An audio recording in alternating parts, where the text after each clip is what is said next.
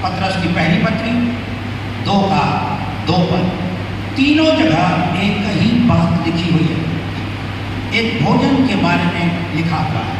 पढ़िए 3 का 2 कुरिन्थियों की पहली पत्री।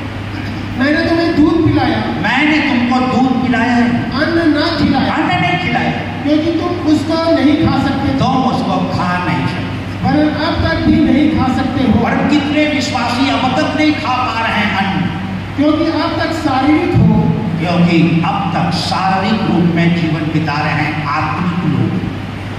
हाँ, इसलिए कि जब तक तुम में डांव और झगड़ा है। थोड़ी सी बात को समझाया, डांव और झगड़ा है तो फिर कैसे जीवन बिताओगे। ये दूध, एक छोटी सी शिक्षा दूध के बारे में। कब तक लड़ाई झगड़ा दोषारोपण करते रहोगे? कब तक दूसरों को ही देखते रहोगे और अपने को कभी नहीं देखोगे? एक छोटी सी शिक्षा वचन के रूप में उनको उसने दी। मैंने तुमको अन्न नहीं खिलाया, दूध पिलाया। आप पतरस की पहली पत्री 2 के 2 पद को पढ़ेंगे तो वहाँ पर लिखा है, सब प्रकार का वैरभाव को पहले छोड़ दो और निर्मल और आत्मिक दूध की लालसा करो। आत्मिक दूध की लालसा करो। आत्मिक दूध। आप पढ़िए इब्रानी 5 का 12-13। समय के विचार से, देखो समय के विचार से विश्वासी हो तो तुम्हें गुरु हो जाना चाहिए था।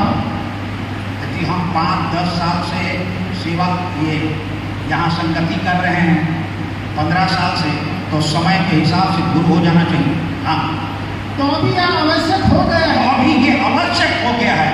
कोई तुम्हें परमेश्वर के वचनों की आदि शिक्षा, तुमको कोई परमेश्वर के वचन की आदि शिक्षा फिर से सिखाए, फिर से उन्हीं बातों को सिखाएं जो नर्सरी में सीखे थे, अब 12वीं आ गए हैं, फिर उसी को हम सिखाएंगे तुमको। तुम तो ऐसे हो गए हो, तुम तो ऐसे हो गए हो कि तुम्हें अन्न के बदले, तुमको अन्न के बदले अब तक दूध ही चाहिए। समय के हिसाब से दूध हो जाना चाहिए था। तुम लोग ऐसे हो गए हो कि अन्न के बदले तुमको अभी भी दूध चाहिए। हाँ, क्योंकि दूध पीने वाले बच्चों को तो धर्म के वचन की पहचान नहीं हो, धर्म के वचन की पहचान नहीं होती, क्योंकि वह बालक है, क्योंकि वो लोग बच्चे हैं। पर अन्न सयानों के लिए है, अन्न तो सयानों के लिए है, जिनकी ज्ञान इंद्रियां अभ्यास करते भले बुरे में भेद करने में, भले और बुरे के भेद करने में निपुण हो गई।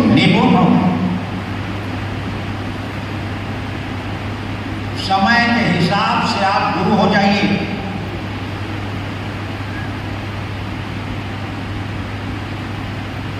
आपको, मेरे को समय के हिसाब से गुरु हो जाना चाहिए। हम लोगों को दूध की आवश्यकता नहीं है। वो शिक्षा जो नर्सरी में दी गई वो 12वीं क्लास के लोगों को नहीं दी जा सकती। पर तुम तो वैसे ही हो गए कि अन्न के बदले तुमको दूध ही चाहिए।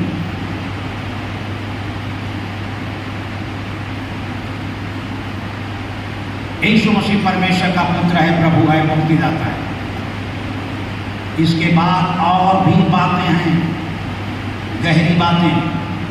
क्या हम यही बताते रहें कि यीशु प्रभु है, यीशु मुक्तिदाता है, यीशु परमेश्वर का पुत्र है, यीशु कुंवारी मरियम से पैदा हुआ? ये नर्सरी की बात है।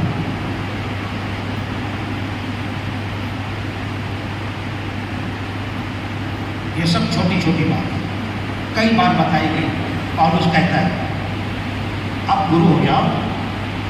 ये वचन है, ये दूध, ये अन्न परमेश्वर का वचन है। हालेलुया। जिसको हमको पढ़ना है, जिसको हमको समझना है, जिसका हमको पालन करना है, ये अन्न को हमको खाना है, इसका पालन करना है। केवल सुनना नहीं, केवल समझना नहीं, परंतु उसका पालन करना है इस वचन का। ये शिक्षा वहाँ के यहूदियों को पौलुस दे रहा है, पतरस दे रहा है। ये वचन हमारे पास समय रहते ही वचन